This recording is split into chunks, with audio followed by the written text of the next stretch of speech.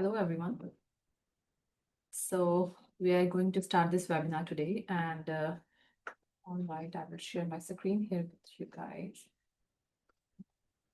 So I'm waiting for some more participants to join, but still, in the meantime, we can start the process, right? So the purpose of this TRRP program. So it is for employers wanting to support the long-term employment of eligible temporary residents who are already employed with them in Manitoba. ਸੋ ਅਗਰ ਤੁਸੀਂ Manitoba ਦੇ ਵਿੱਚ ਕੰਮ ਕਰ ਰਹੇ ਹੋ and ਆਪਣੇ employer ਦੇ ਨਾਲ ਲੌਂਗ ਟਰਮ ਤੋਂ ਉਹਨਾਂ ਨਾਲ ਇੰਪਲੋਇਡ ਹੋ and in an eligible sector then you can apply for this program ਇਹਦੇ ਵਿੱਚ ਮੋਸਟਲੀ ਕਨਫਿਊਜ਼ਨ ਇਹ ਚੱਲ ਰਹੀ ਹੈ ਕਿ ਤੁਸੀਂ ਇਹਦੇ ਵਿੱਚ ਪੀਐਨਪੀ ਦਾ ਪਾਥਵੇ ਹੈ ਜਾਂ ਇਹਦੇ ਵਿੱਚ ਤੁਹਾਨੂੰ ਵਰਕ ਪਰਮਿਟ ਦੀ ਆਪਸ਼ਨ ਦਿੱਤੀ ਜਾ ਰਹੀ ਹੈ so I want to clarify here ਕਿ ਇਹਦੇ ਵਿੱਚ ਤੁਹਾਨੂੰ ਪੀਆਰਪੀ ਦਾ ਪੀਐਨਪੀ ਦਾ ਵੀ ਆਪਸ਼ਨ ਦਿੱਤਾ ਜਾ ਰਿਹਾ ਹੈ and you can apply for N open work permit as well So the employer eligibilities are ਜਿਹੜੇ ਤੁਹਾਡੇ employer ਨੇ 3 ਸਾਲ ਤੋਂ ਕੰਮ ਕਰਦੇ ਹੋਣੇ ਚਾਹੀਦੇ ਨੇ incorporated ਹੋਣੇ ਚਾਹੀਦੇ ਨੇ good standing ਦੇ ਵਿੱਚ ਹੋਣੇ ਚਾਹੀਦੇ ਨੇ and commercial business ਹੋਣਾ ਚਾਹੀਦਾ gross annual revenue ਉਹਨਾਂ ਦਾ ਇੰਨਾ ਹੋਣਾ ਚਾਹੀਦਾ in the last 3 years and sectors ਜਿਹੜੇ ਨੇ agriculture construction and trades IT food processing hospitality healthcare education and manufacturing. So, who are the eligible employers? As already mentioned, ਕਿ ਉਹਨਾਂ ਦੀ 3 ਸਾਲ ਪੁਰਾਣੇ ਕੰਮ ਕਰਦੇ ਹੋਣੇ ਚਾਹੀਦੇ ਨੇ ਗੁੱਡ ਸਟੈਂਡਿੰਗ ਦੇ ਵਿੱਚ ਹੋਣੇ ਚਾਹੀਦੇ ਨੇ ਐਂਡ ਹੋਰ ਐਲੀਜੀਬਿਲਿਟੀ ਰਿਕੁਆਇਰਮੈਂਟਸ ਇਹਦੀਆਂ ਨੇ ਕਿ ਟੈਂਪਰੇਰੀ ਜਿਹੜਾ ਫੋਰਨ ਵਰਕਰ ਰਿਟੈਂਸ਼ਨ ਰੇਟ ਆ ਓਵਰ ਦਾ ਪਾਸਟ 3 ਇਅਰਸ ਉਹ 50% ਤੋਂ ਉਹਨਾਂ ਦਾ ਅਬਵ ਹੋਣਾ ਚਾਹੀਦਾ ਡਾਇਰੈਕਟ employer ਰਿਲੇਸ਼ਨਸ਼ਿਪ ਹੋਣਾ ਚਾਹੀਦਾ and fines penalties non compliance ਉਹਨਾਂ ਦਾ ਉਹਦਾ ਦੀ ਕੋਈ ਹਿਸਟਰੀ ਨਾ ਹੋਵੇ ਐਂਡ ਗੁੱਡ ਸਟੈਂਡਿੰਗ ਦੇ ਵਿੱਚ ਹੋਣਾ If a placement agency, then ਉਹਨਾਂ ਨੂੰ long term full time contracts for the role submit ਕਰਨੇ ਪੈਣੇ ਨੇ and this is one of the most important eligibility requirements here. Workers Recruitment and Protection Act ਦਾ ਜੋ registration ਹੁੰਦੀ ਹੈ ਇੱਕ certification ਆਉਂਦਾ ਹੈ and we can assist you in getting the certification as well or required and you will have to get that as well and ਇਸ ਦੇ ਨਾਲ as I already mentioned ਇਹਦੇ ਵਿੱਚ work permit ਦਾ ਵੀ option ਮਿਲੇਗਾ so ਜਿਹੜੇ employer ਨੇ they should be ready to support the candidate's work permit and pay IRCC's $230 employer compliance fees. So next is employers that are ineligible. Placement agencies that only supply workers to other businesses as needed. Businesses using owner-operator independent contractors only. And businesses intending to sell in the next 2 years. So ਜੇ ਤੁਹਾਡੇ business ਜਿਹੜਾ employer ਆ ਆਪਦਾ business next 2 years ਦੇ ਵਿੱਚ sale ਕਰਨ ਦਾ ਉਹਨਾਂ ਦਾ plan ਹੈ ਸੋ ਤੁਹਾਡੇ employer ਉਸ ਕੇਸ ਦੇ ਵਿੱਚ ਐਲੀਜੀਬਲ ਨਹੀਂ ਰਹਿਣਗੇ ਸੋ ਮੇਕ ਸ਼ੋਰ ਤੁਸੀਂ ਆਪਦੇ employer ਨਾਲ ਚੰਗੀ ਤਰ੍ਹਾਂ ਇਸ ਬਾਰੇ ਡਿਸਕਸ਼ਨ ਹੋਵੇ ਤੁਹਾਡੀ ਜੇਕਰ ਉਹਨਾਂ ਦਾ ਇਸ ਤਰ੍ਹਾਂ ਦਾ ਪਲਾਨ ਆ then you might be find ineligible right for this program. ਸੋ ਇੱਕ ESTC ਐਂਡ ਸਰਵਿਸ ਕੈਨੇਡਾ ਆਪਣੇ ਜੋ ਨਾਨ ਕੰਪਲਾਇੰਟ EMPLOYERS ਨੇ ਉਹਨਾਂ ਦੀ ਲਿਸਟ ਆ ਜੋ ਰੈਗੂਲਰਲੀ ਆਪਣੀ ਵੈਬਸਾਈਟ ਤੇ ਅਪਡੇਟ ਕਰਦੇ ਰਹਿੰਦੇ ਨੇ ਸੋ ਉਹਦੇ ਵਿੱਚ ਤੁਹਾਡੇ EMPLOYER ਦਾ ਨਾਮ ਹੋਵੇ ਸੋ I will show you here.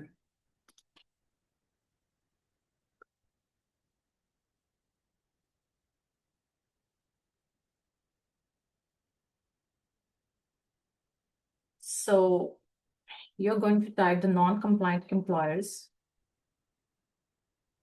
on Google and search for your employer's name here. So for example, you're working at Subway and ਜਿਹੜੇ Subway ਤੇ ਤੁਸੀਂ ਕੰਮ ਕਰ ਰਹੇ ਹੋ ਉਹਨਾਂ ਦਾ ਨਾਮ ਇਸ ਲਿਸਟ ਦੇ ਵਿੱਚ ਆਉਂਦਾ and ਇੱਥੇ ਉਹਨਾਂ ਦਾ ineligible ਪਾਇਆ ਜਾਂਦਾ then your employer will not be eligible. So I will share this link with you guys here.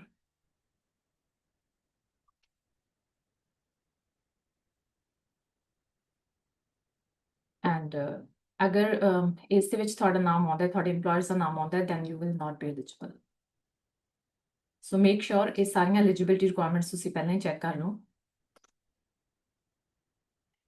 Next is, are you likely a TRRP candidate? So if you are working in Manitoba now for the same employer, so employer different nahi hona chahiye. You should be working with the same employer for at least from last 18 months in this job. Full-time ਤੁਹਾਡੀ job ਹੋਣੀ ਚਾਹੀਦੀ ਹੈ and 30 hours per week ਤੇ ਤੁਹਾਡੀ ਜੋ employment ਆ ਉਹ ਚੱਲਦੀ ਹੋਣੀ ਚਾਹੀਦੀ ਹੈ. ਤੁਸੀਂ ਕਰੰਟਲੀ ਮੈਨੀਟੋਬਾ 'ਚ ਰਹਿੰਦੇ ਹੋ ਐਂਡ ਜਿਹੜਾ ਤੁਸੀਂ ਆਪਦਾ ਟਾਈਮ ਸਪੈਂਡ ਕੀਤਾ ਇਨ ਕੈਨੇਡਾ ਮੋਸਟ ਆਫ 50% ਤੋਂ ਜ਼ਿਆਦਾ ਟਾਈਮ ਤੁਸੀਂ ਆਪਦਾ ਮੈਨੀਟੋਬਾ ਦੇ ਵਿੱਚ ਉਹਦੇ ਵਿੱਚੋਂ ਸਪੈਂਡ ਕੀਤਾ ਹੋਵੇ। ਫੋਰ ਐਗਜ਼ਾਮਪਲ ਤੁਸੀਂ ਐਜ਼ ਅ ਸਟੂਡੈਂਟ ਆਏ ਹੋ 2020 ਦੇ ਵਿੱਚ ਤੁਸੀਂ ਆਏ ਹੋ ਐਂਡ 2020 ਤੋਂ ਲੈ ਕੇ 2023 ਤੱਕ ਤੁਸੀਂ ਅੰਟਾਰੀਓ ਦੇ ਵਿੱਚ ਰਹੇ ਹੋ ਐਂਡ ਉਸ ਤੋਂ ਬਾਅਦ ਤੁਸੀਂ ਮੈਨੀਟੋਬਾ ਮੂਵ ਕੀਤੇ ਹੋ। ਸੋ 50% ਤੋਂ ਜ਼ਿਆਦਾ ਟਾਈਮ ਤੁਹਾਡਾ ਆਊਟਸਾਈਡ ਆਫ ਮੈਨੀਟੋਬਾ ਸਪੈਂਡ ਹੋਇਆ। ਸੋ ਉੱਦਾਂ ਦੇ ਕੇਸ ਦੇ ਵਿੱਚ ਤੁਸੀਂ ਇਨਐਲੀਜੀਬਲ ਪਾਏ ਜਾਓਗੇ। ਸੋ ਮੇਕ ਸ਼ੋਰ ਤੁਸੀਂ ਆਪਦਾ ਟਾਈਮ ਚੰਗੀ ਤਰ੍ਹਾਂ ਕੈਲਕੂਲੇਟ ਕਰ ਲਓ। ਐਂਡ ਨੈਕਸਟ ਇਜ਼ ਜਿਹੜੀ ਤੁਹਾਡੀ ਵੇਜ ਹੋਵੇ ਐਟ ਲੀਸਟ ਜਿਹੜੀ ਨੌਰਥ ਕੋਡ ਦੀ ਮੀਡੀਅਨ ਵੇਜ ਰੇਟ ਆ ਉਹਦੇ ਇਕੁਅਲ ਹੋਣੀ ਚਾਹੀਦੀ ਹੈ ਜਾਂ ਉਹ ਤੋਂ ਅਬਵ ਹੋਣੀ ਚਾਹੀਦੀ ਹੈ।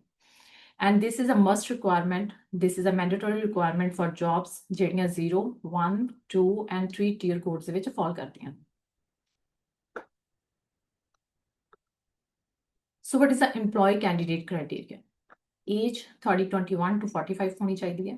ਵਰਕ ਪਰਮਿਟ ਤੁਹਾਡਾ ਵੈਲਿਡ ਹੋਣਾ ਚਾਹੀਦਾ ਐਂਡ ਐਕਸਪਾਇਰ ਹੋ ਰਿਹਾ ਹੋਵੇ within next 12 months. So for example ਤੁਹਾਡਾ ਵਰਕ ਪਰਮਿਟ ਐਕਸਪਾਇਰ ਹੋ ਰਿਹਾ ਹੈ ਇਨ ਨੈਕਸਟ 14 ਮੰਥਸ 15 ਮੰਥਸ ਤਾਂ ਤੁਹਾਨੂੰ ਵੇਟ ਕਰਨੀ ਪੈਣੀ ਆ ਅੰਟਿਲ ਜਿਹੜੀ ਤੁਹਾਡੀ ਵਰਕ ਪਰਮਿਟ ਐਕਸਪਾਇਰੀ ਦੀ ਡੇਟ ਆ ਵਿਦਿਨ 12 ਮੰਥ ਆ ਜੀ ਜਾਂ ਤੁਸੀਂ ਮੇਨਟੇਨਡ ਸਟੇਟਸ ਤੇ ਹੋਣੀ ਚਾਹੀਦੀ। ਜੋ ਲੈਂਗੁਏਜ ਆ CLB 5 ਚਾਹੀਦੀ ਤੁਹਾਡੀ ਅਗਰ ਤੁਹਾਡੀ ਜੌਬ ਆ ਟੀਅਰ 0 to 3 ਦੇ ਵਿੱਚ ਆਉਂਦੀ ਹੈ। ਅਗਰ ਤੁਹਾਡੀ ਜੌਬ ਟੀਅਰ 4 to 5 ਦੇ ਵਿੱਚ ਆਉਂਦੀ ਹੈ ਤਾਂ ਤੁਹਾਡੀ CLB 4 ਹੋਣੀ ਚਾਹੀਦੀ ਨੇ। ਐਂਡ ਜੋ MPNP ਦਾ ਪੁਆਇੰਟਸ ਅਸੈਸਮੈਂਟ ਹੈ ਇਹਦੇ ਤੁਹਾਡੇ 60 ਤੋਂ ਅਬਵ ਪੁਆਇੰਟਸ ਹੋਣੇ ਚਾਹੀਦੇ। ਸੋ I will share my screen here with you.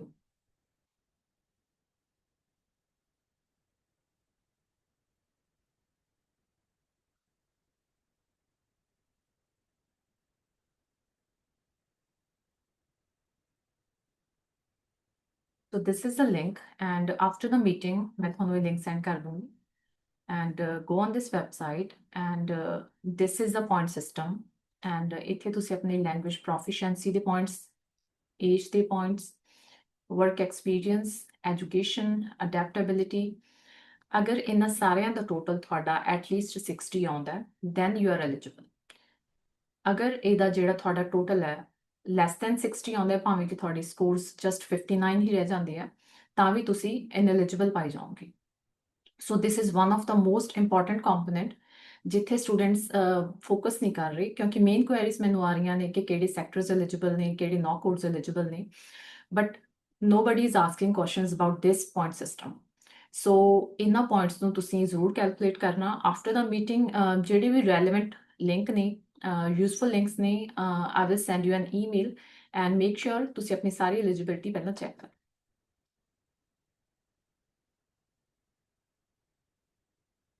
So coming to the next slide.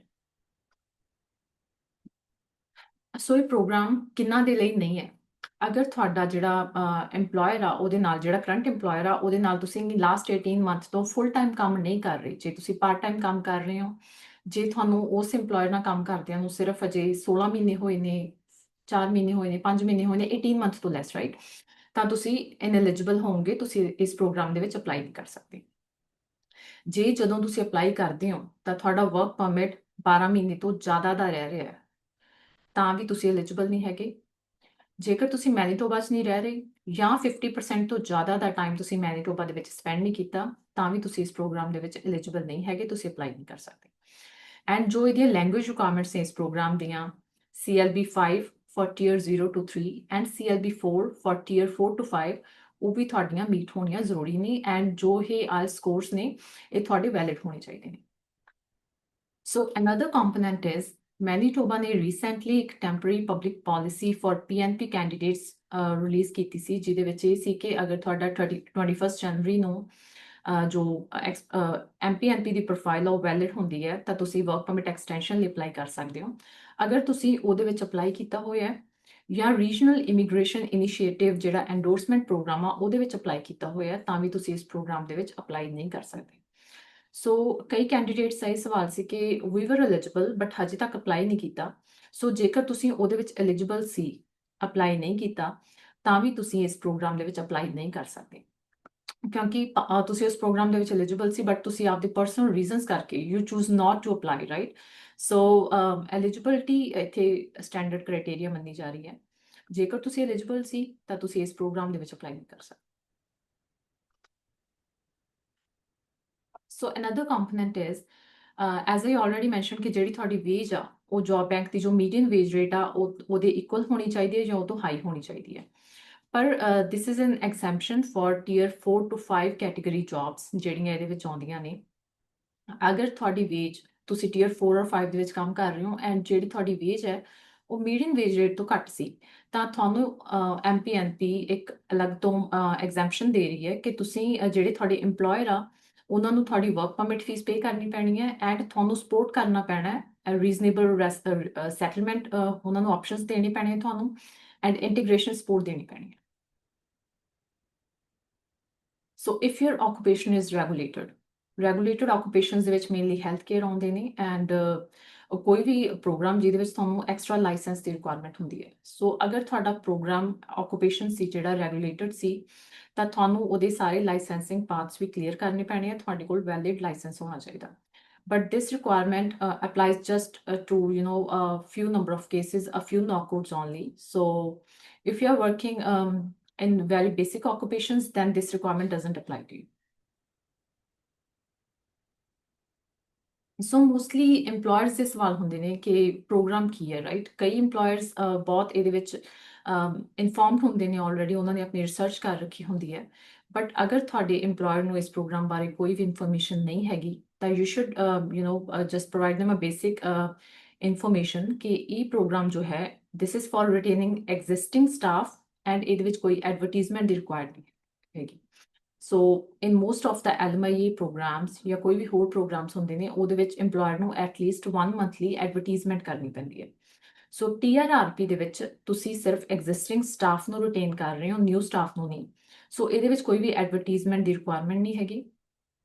EMPLOYER applies via the TRRP application form। ਇੱਕ TRRP ਐਪਲੀਕੇਸ਼ਨ ਫਾਰਮ ਗਵਰਨਮੈਂਟ ਨੇ ਆਪਣੀ ਵੈਬਸਾਈਟ ਤੇ ਪ੍ਰੋਵਾਈਡ ਕੀਤਾ ਹੋਇਆ। ਉਹ ਫਾਰਮ ਉਹਨਾਂ ਨੇ ਫਿਲ ਕਰਨਾ ਹੈ, ਆਪਣੇ ਬਿਜ਼ਨਸ ਦੇ ਡਾਕੂਮੈਂਟਸ ਅਟੈਚ ਕਰਨੇ ਨੇ, plus your work permit and an employment letter, and ਇਹ ਉਹਨਾਂ ਨੇ ਈਮੇਲ ਕਰ ਦੇਣਾ ਟੂ ਦਾ ਜਿਹੜੀ ਈਮੇਲ MPNP ਨੇ ਪ੍ਰੋਵਾਈਡ ਕੀਤੀ ਹੋਗੀ।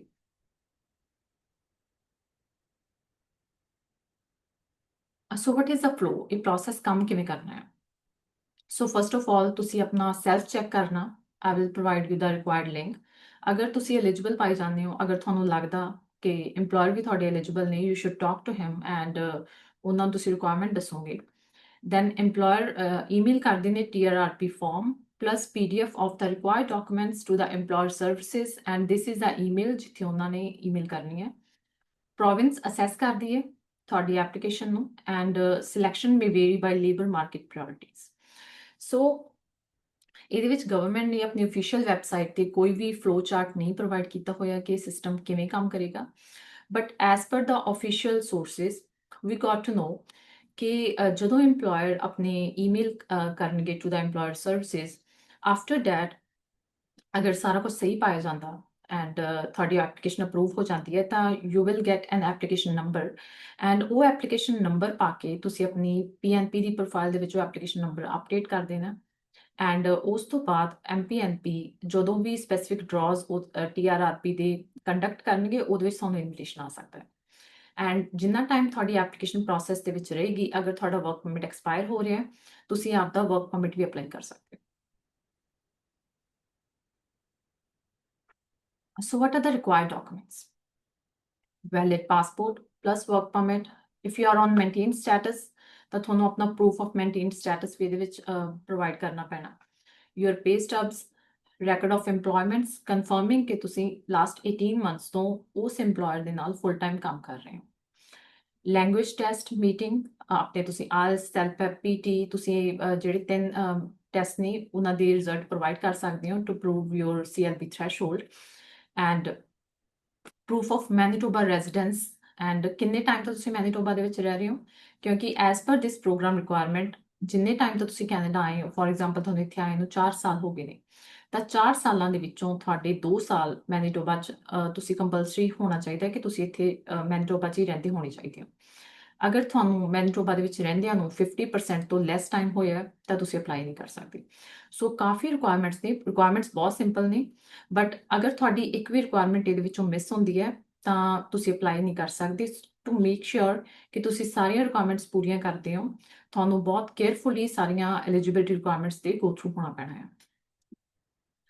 ਸੋ ਜਿਹੜੀ 60 ਪੁਆਇੰਟਸ ਦੀ ਆਪਾਂ ਗੱਲ ਕਰ ਰਹੇ ਸੀ, ਉਹਦੀ ਵੀ ਇੱਕ ਵਰਕਸ਼ੀਟ ਆਪਾਂ ਨੂੰ ਪ੍ਰੋਵਾਈਡ ਕਰਨੀ ਪੈਣੀ ਹੈ ਟੂ ਪ੍ਰੂਵ ਕਿ ਜਿਹੜੇ ਸਾਡੇ ਪੁਆਇੰਟਸ ਨੇ 60 ਤੋਂ ਉੱਪਰ ਬਣਦੇ ਨੇ। ਐਂਡ ਮੈਨੀਟੋਬਾ ਗਵਰਨਮੈਂਟ ਨੇ ਇਹ ਸਪੈਸੀਫਿਕਲੀ ਦੱਸਿਆ ਹੋਇਆ ਹੈ ਔਨ देयर ਵੈਬਸਾਈਟ ਕਿ ਸਿਰਫ these documents are just the basic documents। ਇਹਨਾਂ ਡਾਕੂਮੈਂਟਸ ਤੋਂ ਬਿਨਾਂ more documents can be required depending on your circumstances। So in the previous slide, we talked about the documents that were required from the applicants। So coming to the employer part, employer ਵੱਲੋਂ ਕੀ documents ਹੋਣੇ ਚਾਹੀਦੇ ਨੇ? So first is TRRP application form, their business documents, T2 returns ਹੋਣੀਆਂ ਚਾਹੀਦੀਆਂ ਨੇ ਉਹਨਾਂ ਦੀਆਂ last 3 years ਦੀਆਂ, incorporation and proof of good standing, employment standard ਦਾ ਜੋ registration ਹੈ and ਇਹਦੇ ਵਿੱਚ ਅਸੀਂ ਤੁਹਾਡੀ help ਕਰ ਸਕਦੇ ਹਾਂ। We can apply for that registration on behalf of your employer and ਇਹ ਉਹਨਾਂ ਕੋਲ already ਹੋਣੀ ਚਾਹੀਦੀ ਹੈ ਜਦੋਂ ਉਹ ਤੁਹਾਡੀ application apply ਕਰਨਗੇ, ਕਿਉਂਕਿ ਇਹ ਸਰਟੀਫਿਕੇਟ ਦੇ ਲਈ ਵੀ ਕਾਫੀ ਟਾਈਮ ਲੱਗ ਜਾਂਦਾ ਹੈ। ਐਟਲੀਸਟ 15 to 20 days ਇਸ ਸਰਟੀਫਿਕੇਟ ਨੂੰ ਆਉਣ ਦੇ ਵਿੱਚ ਲੱਗ ਜਾਂਦੇ ਨੇ। So make sure as soon as possible ਤੁਸੀਂ ਆਪਣਾ ਪ੍ਰੋਸੈਸ ਸਟਾਰਟ ਕਰ ਦਿਓ। ਐਂਡ ਇੱਕ temporary foreign worker retention tracking sheet ਹੈ ਜੋ MPNP ਨੇ ਆਪਣੀ ਪ੍ਰੋਫਾਈਲ ਤੇ ਆਪਣੀ ਵੈਬਸਾਈਟ ਤੇ ਅਪਲੋਡ ਕੀਤੀ ਹੋਈ ਹੈ। ਸੋ ਉਹਦੇ ਵਿੱਚ ਤੁਹਾਡੇ EMPLOYER ਨੂੰ ਜਿਹੜੇ ਵੀ ਤੁਹਾਡੇ EMPLOYEES ਰਹੇ ਨੇ ਉਸ EMPLOYER ਦੇ ਕੋਲ ਉਹਨਾਂ ਨੇ ਕਿੰਨਾ ਟਾਈਮ ਕੰਮ ਕੀਤਾ ਇਨ ਦ ਲਾਸਟ 3 years, ਉਹ ਸਾਰੀ ਹਿਸਟਰੀ ਦੇਣੀ ਪੈਣੀ ਹੈ। ਸਟਾਰਟ ਡੇਟ ਕੀ ਸੀ, ਐਂਡ ਡੇਟ ਕੀ ਸੀ, ਉਹਨਾਂ ਨੂੰ ਲੇ ਆਫ ਕੀਤਾ ਗਿਆ, ਉਹਨਾਂ ਨੇ ਕੁਇਟ ਕੀਤਾ, ਉਹ ਸਾਰੀ ਹਿਸਟਰੀ ਇਸ ਸ਼ੀਟ ਦੇ ਵਿੱਚ ਜਾਏਗੀ। ਇਹਦੇ ਨਾਲ ਹੀ applicant the documents, that is valid work permit and an employment letter। employment letter ਦਾ ਇੱਕ specific format ਹੈ, ਉਸ format ਦੇ ਨਾਲ ਹੀ ਤੁਹਾਨੂੰ employment letter ਤੁਹਾਡੇ employer ਵੱਲੋਂ ready ਕੀਤਾ ਜਾਏਗਾ। ਸੋ ਉਹਦੇ ਵਿੱਚ start date ਤੁਹਾਡੀ mention ਹੋਣੀ ਚਾਹੀਦੀ ਹੈ, ਤੁਸੀਂ ਵੀਕ ਦੇ ਵਿੱਚ ਕਿੰਨੇ ਕੰਮ ਕੀਤੇ, ਕਿੰਨੇ ਘੰਟੇ ਕੰਮ ਕੀਤਾ, ਕਿਹੜੀ ਡਿਊਟੀਜ਼ ਪਰਫਾਰਮ ਕੀਤੀਆਂ, ਤੁਹਾਡਾ ਜੌਬ ਟਾਈਟਲ ਕੀ ਸੀ, ਉਹ ਸਾਰਾ ਇਹਦੇ ਵਿੱਚ ਮੈਂਸ਼ਨ ਹੋਣਾ ਚਾਹੀਦਾ ਹੈ। ਸੋ ਈਮੇਲ ਸਬਮਿਸ਼ਨ ਕਰਨੀ ਔਨ ਦਿਸ ਈਮੇਲ ਐਂਡ ਸਾਰੀਆਂ PDFs ਉਹਦੇ ਵਿੱਚ ਅਟੈਚ ਕਰਨੀਆਂ ਨੇ। ਐਂਡ ਜਿਹੜੀਆਂ PDFs ਨੇ ਪਾਸਵਰਡ ਪ੍ਰੋਟੈਕਟਡ ਨਹੀਂ ਹੋਣੀਆਂ ਚਾਹੀਦੀਆਂ ਐਂਡ ਇਨਕੰਪਲੀਟ ਨਹੀਂ ਹੋਣੀਆਂ ਚਾਹੀਦੀਆਂ, ਕਿਉਂਕਿ ਅਗਰ MPNP ਉਸ ਫਾਈਲ ਨੂੰ ਪ੍ਰੋਸੈਸ ਨਹੀਂ ਕਰ ਸਕੀ, ਉਹ ਇਨਕ੍ਰਿਪਟਡ ਹੋਈ, ਉਹਨੂੰ ਪੜ੍ਹ ਨਹੀਂ ਸਕੀ, ਤਾਂ ਉਹ ਫਾਈਲਸ ਰਿਟਰਨ ਆ ਜਾਣਗੇ ਤੁਹਾਡੀਆਂ। ਐਂਡ ਜਦੋਂ ਤੁਸੀਂ ਦੁਬਾਰਾ ਫਾਈਲ ਸਬਮਿਟ ਕਰਨੀ ਹੈ, ਤੁਸੀਂ ਜੋ ਕਿਊ ਆਲਰੇਡੀ ਲੱਗੀ ਹੋਏਗੀ ਉਹਦੇ ਤੁਸੀਂ ਇਹ ਨਹੀਂ ਹੈਗਾ ਕਿ ਜਿਹੜਾ ਤੁਹਾਡਾ ਆਲਰੇਡੀ ਤੁਸੀਂ ਜਿੱਥੋਂ ਸਟਾਰਟ ਕੀਤਾ ਸੀ ਉੱਥੇ ਹੀ ਤੁਸੀਂ ਦੁਬਾਰਾ ਤੋਂ ਆ ਜਾਓਗੇ। ਸੋ ਕਿਊ ਦੇ ਬਿਲਕੁਲ ਐਂਡ ਤੇ ਚੱਲ ਜਾਓਗੇ ਐਂਡ ਸਾਰਾ ਪ੍ਰੋਸੈਸ ਤੁਹਾਡਾ ਦੁਬਾਰਾ ਸ਼ੁਰੂ ਹੋਵੇਗਾ ਉਹਦੇ ਵਿੱਚ। So next is alternatives if you are not a ready fit।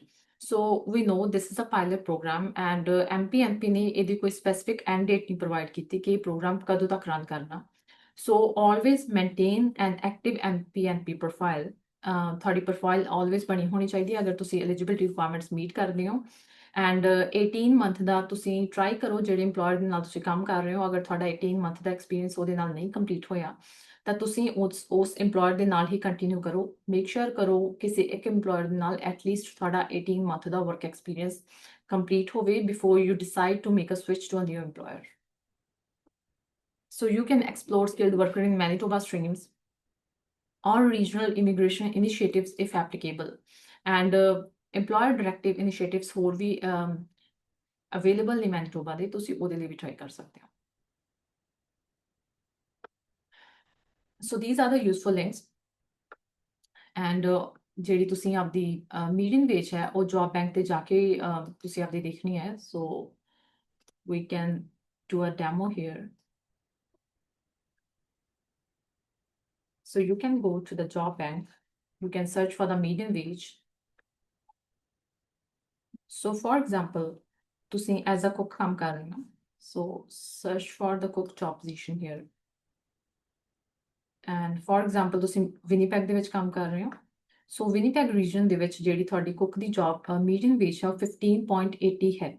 ਸੋ ਤੁਹਾਡੀ ਜੌਬ ਤੁਹਾਡੀ ਜੋ ਵੇਜ ਹੈ ਐਟਲੀਸਟ 15.80 ਹੋਣੀ ਚਾਹੀਦੀ ਹੈ। ਅਗਰ ਇਸ ਤੋਂ ਲੈਸ ਹੁੰਦੀ ਹੈ ਤਾਂ ਜਿਹੜੀ ਤੁਹਾਡੀ ਪ੍ਰੋਫਾਈਲ ਆ ਉਹਦੇ ਐਲੀਜੀਬਿਲਿਟੀ ਦੇ ਵਿੱਚ ਇਸ਼ੂ ਪੈ ਸਕਦੇ ਨੇ। ਸੋ While this program offers incredible opportunities, the application process can be complex, right? So ਆਪਾਂ ਦੇਖਿਆ ਹੁਣ ਤੱਕ ਕਿ ਕਾਫੀ eligibility requirements ਨੇ, ਬਹੁਤ ਛੋਟੀਆਂ ਚੀਜ਼ਾਂ ਆ ਜਿਨ੍ਹਾਂ ਦਾ ਤੁਹਾਨੂੰ ਧਿਆਨ ਰੱਖਣਾ ਪੈਣਾ ਹੈ। So ਕਈ ਵਾਰ employers and workers often face hurdles with eligibility, documentation, and compliance. That's where we can assist you. And starting from the registration certificate, ਪਹਿਲਾਂ ਤੁਸੀਂ ਲੈਣਾ ਹੈ temporary foreign worker the for your employer, and then email ਕਰਨੀ ਹੈ, then ਤੁਸੀਂ ਆਪਣੇ forms fill ਕਰਨੀ ਹੈ. So we can assist you regarding all of that. So regarding the FAQs, so my work permit expires in 14 months. Am I eligible? So as per the requirements, your work permit should be remaining less than 12 months at the time of application. So unless you are on maintained status, you will not be eligible if your work permit expires in 14 months. That is more than 12 months. I switched employers 6 months ago. Can I apply? So ਜਿਹੜੇ 18 months ਨੇ ਉਹ ਤੁਹਾਡੇ with the same employer ਹੋਣੇ ਚਾਹੀਦੇ ਤੁਹਾਡੇ current employer ਦੇ ਨਾਲ. So ਅਗਰ ਤੁਸੀਂ ਆਪਣਾ employer switch ਕਰ ਲੈਂਦੇ ਹੋ, you are not eligible. Do we need to post ads? No. TRRP is specifically to retain current employees. So ਤੁਸੀਂ ਆਪਦੇ employer ਨੂੰ ਇਸ ਚੀਜ਼ ਬਾਰੇ information ਦੇ ਸਕਦੇ ਹੋ ਕਿ ਇਹਦੇ ਵਿੱਚ advertisement ਦੀ ਕੋਈ ਵੀ requirement ਨਹੀਂ ਹੈਗੀ, and you can apply directly. Is approval granted if we meet minimums? No. Selection depends on Manitoba's priorities and assessment results.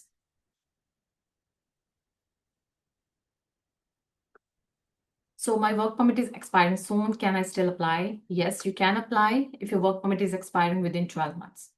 I work in a restaurant. Does this policy apply to me? So ਆਪਾਂ starting ਦੇ ਵਿੱਚ ਦੇਖਿਆ ਕਿ ਇਹਦੇ ਵਿੱਚ hospitality sector eligible ਹੈ. So if you're working in hospitality, food service, then you are eligible unless or until you meet all the other requirements. ਤੁਹਾਡੇ employer eligible ਨੇ, ਤੁਸੀਂ eligible ਹੋ, ਤੁਸੀਂ apply ਕਰ ਸਕਦੇ ਹੋ. So how long will this policy remain open? So Manitoba government ਨੇ ਇਸ program ਬਾਰੇ ਬਹੁਤ limited information ਆ ਜੋ ਆਪਣੀ website ਤੇ provide ਕੀਤੀ ਹੈ. So this is also one of the questions ਕਿ ਇਹ policy ਕਦੋਂ ਤੱਕ open ਰਹੇਗੀ. So Manitoba ਨੇ ਇਹਦੇ ਲਈ ਕੋਈ ਵੀ fixed end date provide ਨਹੀਂ ਕੀਤੀ. So I believe it's gonna run for at least 2 years.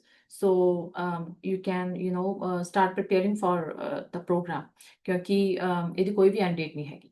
ਜਿਹੜਾ ਇਸ ਤੋਂ ਪਹਿਲਾਂ program ਆਇਆ ਸੀਗਾ regarding the extension of open work permits, ਉਹਦੀ end date ਜੋ ਹੈ ਉਹ 30 December 2025 ਹੈ. But regarding the TRRP, there is no fixed end date. Does it matter if my work permit is closed or open? So both closed and open work permits are fine. What matters is you have worked full-time with the same employer, same Manitoba employer for 18 plus months. So most commonly asked question, is this a PNP program or just to extend my work permit? So TRRP is part of Manitoba Provincial Nominee Program. I know Manitoba government ਨੇ ਇਸ ਬਾਰੇ clarity ਆਪਣੀ website ਤੇ ਨਹੀਂ ਦਿੱਤੀ ਹੋਈ ਕਿ ਇਹਦੇ ਵਿੱਚ PNP nominations provide ਕੀਤੀਆਂ ਜਾਣਗੀਆਂ ਜਾਂ ਨਹੀਂ ਕੀਤੀਆਂ ਜਾਣਗੀਆਂ. But we got to know from the official sources ਕਿ ਇੱਕ PR pathway ਵੀ ਹੈ, ਇਹਦੇ ਵਿੱਚ ਤੁਹਾਨੂੰ work permit ਦਾ ਵੀ option ਮਿਲੇਗਾ, ਇਹਦੇ ਵਿੱਚ ਤੁਹਾਨੂੰ PR ਦਾ ਵੀ option ਮਿਲੇਗਾ. So just an instance, ਜਿਹੜਾ ਇਸ ਤੋਂ ਪਹਿਲਾਂ ਇੱਕ program ਆਇਆ ਸੀਗਾ regarding the open work permit extension policy for the Manitoba, ਉਹਦੇ ਵਿੱਚ government ਨੇ ਪਹਿਲਾਂ ਸਿਰਫ work permit ਦੀ provision ਦਿੱਤੀ ਸੀ for 2-year extension, right? But yesterday on 19th of September, Manitoba ਨੇ draw conduct ਕੀਤਾ specifically for those applicants ਜਿਹੜੇ ਉਸ program ਦੇ ਵਿੱਚ eligible ਸੀ. So same way, ਜਦੋਂ employer ਇਸ ਦੇ ਲਈ ਤੁਹਾਡਾ program ਦੇ ਵਿੱਚ apply ਕਰੇਗਾ, you will get an invitation code. Invitation code fill ਕਰਕੇ ਤੁਸੀਂ ਆਪਣੀ Manitoba ਦੀ profile ਬਣਾਉਣੀ ਹੈ, and Manitoba government will conduct TRRP specific pilot draws for this program. So ਉਹਦੇ ਵਿੱਚ ਤੁਹਾਨੂੰ invitations ਆ ਸਕਦੇ.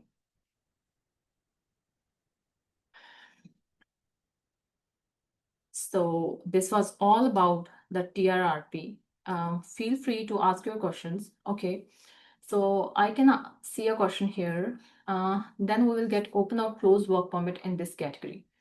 So as I earlier mentioned that not much information has been provided by MPNP on their website, but predictions are it will be an employer specific work permit. So any chances of work permit extension in 2026? So there is no end date for this public policy. So yes, there are chances of getting a work permit extension, and I will advise you ਕਿ ਤੁਸੀਂ ਆਪਣੀ MPNP ਦੀ active profile ਇੱਕ always create ਕਰਕੇ ਰੱਖੋ, ਕਿਉਂਕਿ Manitoba government ਜਿਨ੍ਹਾਂ ਦੀ MPNP ਦੇ ਵਿੱਚ ਆਪਣੀ ਪ੍ਰੋਫਾਈਲ ਐਕਟਿਵ ਹੁੰਦੀ ਹੈ ਉਹਨਾਂ ਨੂੰ ਟਾਈਮ ਟੂ ਟਾਈਮ ਟਾਰਗੇਟ ਕਰਦੀ ਰਹਿੰਦੀ ਹੈ for work permit extensions and for public policies as well. So ਤੁਸੀਂ ਆਪਣਾ ਇਹਨਾਂ ਦੇ ਵਿੱਚ always ਤੁਹਾਡੀ ਪ੍ਰੋਫਾਈਲ ਐਕਟਿਵ ਹੋਵੇ and make sure ਤੁਸੀਂ employers easily switch ਨਾ ਕਰੋ। ਇੱਕ employer ਦੇ ਨਾਲ in demand occupations ਵਿੱਚ ਜਿਹੜੇ ਆਉਂਦੇ ਨੇ ਉਹਨਾਂ ਦੇ ਨਾਲ ਤੁਸੀਂ long term employment ਦੇ ਵਿੱਚ ਕੰਮ ਕਰਨ ਦੀ try ਕਰੋ। So any other questions? So should we go for this pilot program or wait for next year for work permit extensions? So, Manpreet, if your work permit is expiring within, the time frame that is less than 12 months, then you should go for this program right now. ਕਿਉਂਕਿ ਇਹਦੇ ਵਿੱਚ ਪਹਿਲਾਂ ਤੁਹਾਡੇ employer ਨੂੰ ਵੀ ਕੁਝ documents apply ਕਰਨੇ ਪੈਣੇ ਨੇ, certificates, registrations. So it will take some time, right? So you should start right away. So could you please tell us more about? Okay, so this registration certificate is for hiring temporary foreign workers. So ਕੋਈ ਵੀ employer ਜਦੋਂ ਕੋਈ international workers hire ਕਰਦੇ ਨੇ ਉਹਨਾਂ ਨੂੰ ਇਹ certification ਲੈਣੀ ਪੈਂਦੀ ਹੈ। So ਇਹ certification British Columbia, Manitoba and Saskatchewan ਇਹਨਾਂ 3 ਪ੍ਰੋਵਿੰਸਾਂ ਦੇ ਵਿੱਚ ਤੁਹਾਡੇ ਕੋਲ ਹੋਣੀ ਚਾਹੀਦੀ ਹੈ। and ਇਹ ਜੋ certification ਹੈ ਇਹ ਤੁਹਾਡੇ employer ਅਪਲਾਈ ਕਰਦੇ ਨੇ, ਇਹਦੇ ਵਿੱਚ ਤੁਹਾਡਾ ਕੋਈ ਵੀ ਪਾਰਟ ਨਹੀਂ ਰਹੇਗਾ। So okay, how much it is? So it's free of cost. Your employer can apply and we can guide them, and the processing time is approximately minimum 15 days and it can take a month as well. So start right away. So एक mandatory document ਆ, ਇਸ ਤੋਂ ਬਿਨਾਂ ਤੁਸੀਂ ਇਸ programme ਦੇ ਵਿੱਚ apply ਨਹੀਂ ਕਰ ਸਕਦੇ। ਅਗਰ ਇਸ ਸਰਟੀਫਿਕੇਸ਼ਨ ਤੋਂ ਬਿਨਾਂ ਤੁਸੀਂ ਆਪਣੀ ਐਪਲੀਕੇਸ਼ਨ ਸੈਂਡ ਕਰਦੇ ਹੋ then MPNP is going to return your application. Any other questions?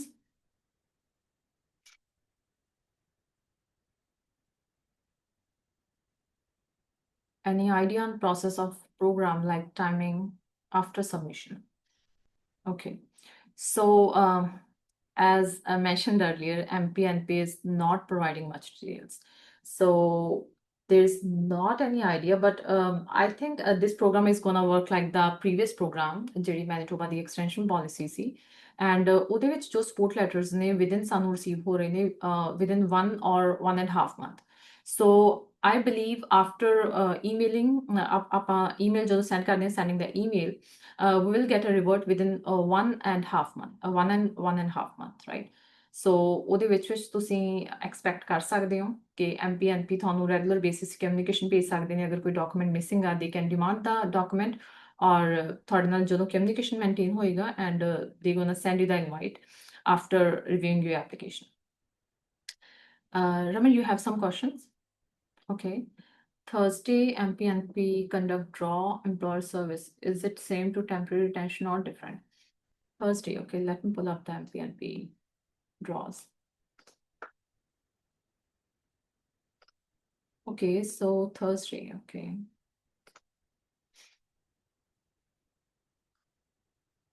So this is the, the draw that I was talking about earlier. Temporary public policy to facilitate work permits for prospective provincial nominee program candidates. So this policy was just for the work permit extension, right? But ਇਹਦੇ ਵਿੱਚ invitations ਵੀ provide ਕੀਤੇ ਨੇ। ਹਾਂਜੀ, ਇਹਨਾਂ ਨੇ ਨਾ ਸਾਰਿਆਂ ਦੇ ਉੱਪਰ ਦੇਖੋ ਲਿਖਿਆ ਇਹਨਾਂ ਨੇ 18 ਨੂੰ ਇਨਵਾਈਟ ਕੀਤਾ ਇੰਪਲਾਇਰ ਸਰਵਿਸ। तो employer services ਰਾਜੇ ਇਹ ਹੁੰਦੀ ਹੈ ਕਿ ਜੇਕਰ ਤੁਹਾਡੇ employer strategic initiative ਨਾਮ ਦਾ ਇੱਕ ਪ੍ਰੋਗਰਾਮ ਆ, ਉਹਦੇ ਵਿੱਚ ਕੰਪਲਾਈਂਸ ਫੀਸ $230 ਹੁੰਦੀ ਹੈ। ਉਹ ਭਰ ਕੇ ਤੁਹਾਡੇ employer ਜਿਹੜੇ employees ਉਹਨਾਂ ਨਾਲ already ਕੰਮ ਕਰ ਰਹੇ ਆ ਉਹਨਾਂ ਨੂੰ ਸਪੋਰਟ ਕਰ ਸਕਦੇ ਨੇ, ਬਟ ਇਹਦੇ ਵਿੱਚ additional requirements ਕਾਫੀ ਜ਼ਿਆਦਾ ਹੁੰਦੀਆਂ ਨੇ। So but the largest share goes to 847 to this, the temporary public policy to facilitate work permits for prospective provincial nominee candidates. So ਜਿੱਦਾਂ ਇਹ draw ਆਇਆ, same as ਜਿਹੜੀ ਇਹ TRRP ਵਾਲਾ ਪ੍ਰੋਗਰਾਮ ਹੈ, ਇਹਨਾਂ ਦਾ draw ਆਵੇਗਾ। So ਜਦੋਂ ਤੁਹਾਨੂੰ invitation code ਆਉਂਦਾ ਹੈ, ਜਦੋਂ ਤੁਸੀਂ ਆਪਣੀ MPNP profile ਦੇ ਵਿੱਚ mention ਕਰ ਦਿਓ ਕਿ yes I got the invitation code, so MPNP ਹੈ ਜਿਹੜੀ ਜਦੋਂ invitation ਇਹਦੇ draw ਆਵੇਗਾ ਤਾਂ ਉਧਰ ਤੁਹਾਨੂੰ invitation ਉਹਦਾ ਆ ਜਾਣਾ। Right? Thank you. Yeah, no worries. Any other questions? Okay, ma'am, under ineligible employers, if employer is paying himself as well under payroll, just like others, then he's what, ineligible? Manpreet, ਤੁਸੀਂ mute ਕਰਕੇ unmute ਕਰਕੇ ਮੈਨੂੰ question ਪੁੱਛ ਸਕਦੇ ਹੋ ਇਹ ਹਾਂਜੀ ਹਾਂ ਸਤਿ ਸ਼੍ਰੀ ਅਕਾਲ ਮੈਮ ਹਾਂ ਹਾਂਜੀ ਬੇਸਿਕਲੀ ਨਾ ਜਿਵੇਂ ਮਤਲਬ ਮੇਰੇ ਕੁਐਸਚਨ ਇਹ ਆ ਵੀ ਜਿਵੇਂ ਉਹ ਆਪਣੇ ਆਪ ਨੂੰ ਵੀ ਐਜ਼ ਅ ਵਰਕਰ ਪੇ ਕਰਦੇ ਆ ਹਰ ਪੇ ਚੈੱਕ ਤੇ ਵੀ ਜਦੋਂ ਆਪਾਂ ਫਾਰਮ ਭਰਦੇ ਪਏ ਸੀ ਉਹਨਾਂ ਤੋਂ ਪੁੱਛਿਆ ਸੀ ਤੇ ਉਹ ਕਹਿੰਦੇ ਤੇ ਫਿਰ ਉਹ ਇਨਐਲੀਜੀਬਲ ਹੋ ਜਾਂਦੇ ਆ ਮਤਲਬ ਮੇਰੇ ਕਹਿਣ ਦਾ ਨਹੀਂ ਰਾਜੀ ਉਹ ਇਨਐਲੀਜੀਬਲ ਨਹੀਂ ਹੁੰਦੇ ਸੋ ਮੇਬੀ ਜਿਹੜੀ ਮੈਂ ਇੱਥੇ ਤੁਹਾਨੂੰ ਇੱਕ ਲਿੰਕ ਤੇ ਜਾ ਕੇ ਇਨਐਲੀਜੀਬਲ EMPLOYERS ਦੀ ਲਿਸਟ ਸ਼ੇਅਰ ਕੀਤੀ ਸੀ ਤੁਸੀਂ ਉਹਦੇ ਨਾਲ ਕਨਫਿਊਜ਼ ਕਰ ਰਹੇ ਹੋ ਇਹਨਾਂ ਨੂੰ ਹਾਂਜੀ ਨਹੀਂ ਜਿਹੜੇ ਇਨਐਲੀਜੀਬਲ ਜਿਹੜੇ EMPLOYERS ਨੇ ਜਿਹੜੀ ਮੈਂ ਤੁਹਾਨੂੰ ਲਿਸਟ ਪਹਿਲਾਂ ਸ਼ੋ ਕਰ ਰਹੀ ਸੀ let me pull up that again so ਇਹ ਉਹ EMPLOYERS ਹੁੰਦੇ ਨੇ ਜਿਨ੍ਹਾਂ ਨੇ LMI ਬੇਸਡ ਕੋਈ ਇਸ਼ੂ ਜਿਨ੍ਹਾਂ ਦੀ ਪਹਿਲਾਂ ਪਈ ਹੁੰਦੀ ਹੈ ਜਾਂ ਨਹੀਂ ਮੈਮ ਉਹ ਨਹੀਂ ਜਿਹੜੇ ਉੱਥੇ ਲਿਖਿਆ ਨਹੀਂ ਵੀ ਓਨਰ ਆਪਰੇਟਰ ਵਾਲੇ ਜਿਹੜੀ ਸੈਕਿੰਡ ਲਾਈਨ ਇਹ ਨਹੀਂ ਦੂਸਰੀ Okay, I got your question. So, ਹਾਂਜੀ ਵਿੱਚ ਇਹ ਹੈ ਰਾਜੇ ਕਿ ਅਗਰ ਇੱਕ employer just ਸਿਰਫ ਆਪਦੀ ਪੇ ਚੈੱਕ ਚਲਾ ਰਿਹਾ then he is not eligible, okay okay right? So, ਜਿਵੇਂ ਦਾ ਤੁਸੀਂ I had a talk with you earlier as well, ਜਿਵੇਂ ਦਾ ਤੁਸੀਂ ਮੈਨੂੰ scenario ਦੱਸ ਰਹੇ ਸੀ your employer is most probably he's gonna be eligible. ਹਾਂਜੀ Yeah. ਠੀਕ ਹੈ okay We'll have other questions as well. How to approach employer about this program? I mean, how can we explain them? All right. So, slide ਦੇ ਵਿੱਚ, okay, let me get back to the slides. So you should ask your employer about these eligibility requirements. ਕਿ ਤੁਹਾਡਾ retention rate ਕਿੰਨਾ ਰਿਹਾ ਹੈ. So mostly he's not gonna provide you the data. If he is willing to provide you support, then ਤੁਸੀਂ ਉਹਨਾਂ ਨੂੰ basic ਸਾਰੇ ਦੱਸ ਸਕਦੇ ਹੋ ਕਿ okay ਤੁਹਾਡਾ ਕੋਈ means ਤੁਸੀਂ ਉਹਨਾਂ ਨੂੰ basic eligibility requirements ਦੱਸ ਸਕਦੇ ਹੋ ਕਿ you will have to get this registration and ਕੋਈ fines ਨਾ ਰਹੇ ਹੁਣ ਕੋਈ ਤੁਹਾਡਾ temporary foreign worker retention rate ਹੀ ਨਾ ਰਿਹਾ ਹੋਵੇ. And if you want our assistance, we can, approach him, your employer on your behalf, right? So ਤੁਸੀਂ ਉਹਨਾਂ ਨੂੰ just ਇੱਕ simple language ਦੇ ਵਿੱਚ ਉਹਨਾਂ ਨੂੰ ਸਮਝਾਉਣਾ ਹੈ ਕਿ ਪ੍ਰੋਗਰਾਮ ਦੇ ਵਿੱਚ ਤੁਹਾਡੀ ਫੀਸ ਜਿਹੜੀ ਹੈ ਸਿਰਫ $230 ਲੱਗਣੀ ਹੈ ਇਸ ਤੋਂ ਬਿਨਾ ਕੋਈ ਵੀ ਐਕਸਪੈਂਸ ਨਹੀਂ ਹੋਣਾ ਜਿਹੜਾ ਸਰਟੀਫਿਕੇਟ ਹੈ regarding the workers recruitment and protection act registration ਉਹ ਵੀ free of cost ਆ so if he is willing ਅਸੀਂ ਉਹਨਾਂ ਨਾਲ ਗੱਲ ਕਰ ਸਕਦੇ ਹਾਂ on your behalf and then we can proceed further and moreover we can share a slide as well ਤੁਹਾਡੇ ਨਾਲ ਇੱਕ ਅਸੀਂ email share ਕਰ ਸਕਦੇ ਹਾਂ ਜਿਹੜੀ ਤੁਸੀਂ ਆਪਦੇ employer ਨੂੰ ਭੇਜ ਸਕਦੇ ਹੋ and ask him for his support. Hi, ma'am. Hi Khushdeep, how are you? Good, how are you? Yeah, doing well. Ma'am ਮੈਂ ਇੱਦਾਂ ਹੀ ਪੁੱਛਣਾ ਸੀ ਥੋੜਾ ਜਿਹਾ ਤੁਸੀਂ ਸਾਨੂੰ ਫਾਰਮ ਐਕਸਪਲੇਨ ਕਰ ਸਕਦੇ ਹੋ Yeah, sure. ਜਿਹੜਾ Yeah. Okay. So, all right, let me pull up the form.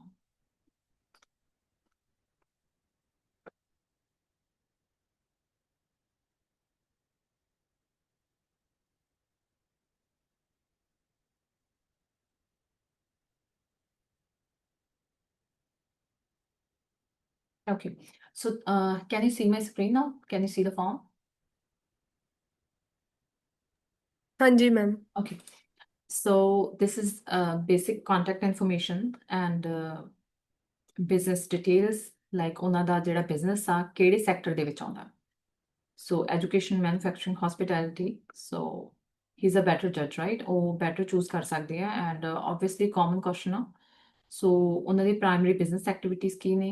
Gross annual revenue ਉਹਨਾਂ ਦਾ ਕੀ ਰਿਹਾ? Full-time employees, part-time employees, total number of employees, right?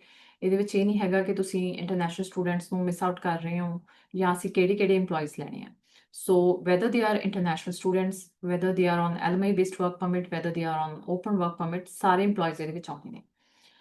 So, ਉਹਨਾਂ ਦੇ ਵਿੱਚੋਂ ਜਿਹੜੇ total number of employees ਆ ਜਿਹੜੇ Canadian citizen ਆ ਜਾਂ permanent resident ਆ ਉਹ ਕਿੰਨੇ ਨੇ ਉਹ ਤੁਸੀਂ ਇੱਥੇ fill ਕਰਨੇ ਨੇ.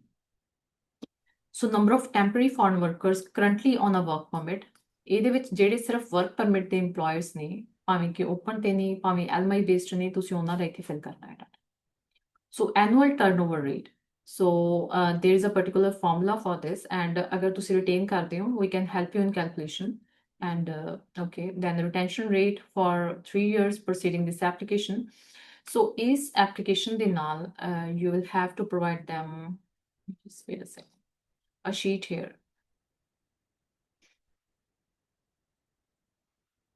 ਜਿਹਦੇ ਨਾਲ ਜਿਹੜੇ MPNP ਆਫੀਸਰਸ ਨੇ ਉਹਨਾਂ ਨੇ ਇਹਨਾਂ ਦੀ ਕੈਲਕੂਲੇਸ਼ਨ ਕਰਨੀ ਹੈ। ਸੋ ਕਿੰਨੇ EMPLOYEES ਰਹੇ ਨੇ in the last 3 years, ਕਿਹੜੀ ਪੋਜੀਸ਼ਨ ਤੇ ਸੀ, ਕਿਹੜਾ ਨੌਕ ਕੋਡ ਸੀ, whether they were full time or part time, start date, end date, reason for leaving. ਸੋ ਤੁਸੀਂ ਉਹ ਫਾਰਮ ਵੀ ਫਿਲ ਕਰਨਾ, ਉਹਦੇ ਨਾਲ ਇਹ ਸ਼ੀਟ ਵੀ ਅਟੈਚ ਕਰਕੇ MPNP ਆਫੀਸਰਸ ਨੂੰ ਭੇਜਣੀ ਹੈ and they are ਗੋਨਾ take decision on there behalf ਕਿ ਇਹਨਾਂ ਦੇ ਵਿੱਚੋਂ ਉਹਨਾਂ ਨੇ ਕੈਲਕੂਲੇਸ਼ਨਸ ਕਿਵੇਂ ਕਰਨੀਆਂ ਨੇ।